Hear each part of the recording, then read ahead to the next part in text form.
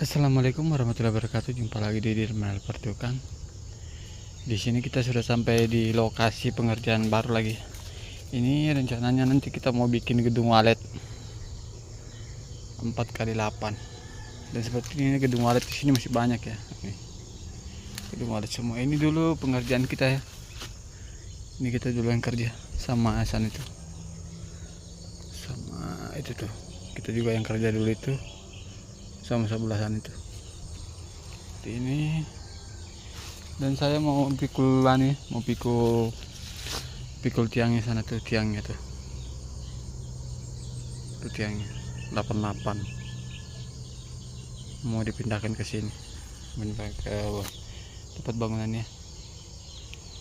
Di hari Rabu ini kita mulai pengerjaannya, lokasinya